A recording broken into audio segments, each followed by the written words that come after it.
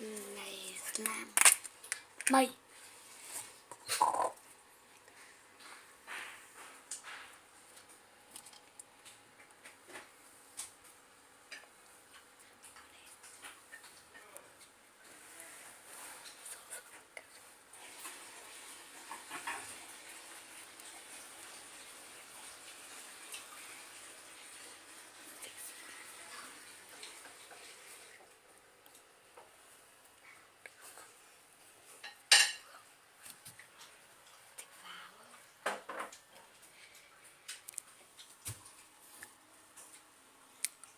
cá đổ đi là ăn để ăn nó to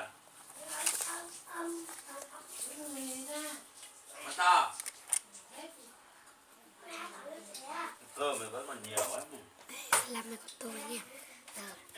rửa mai em để ra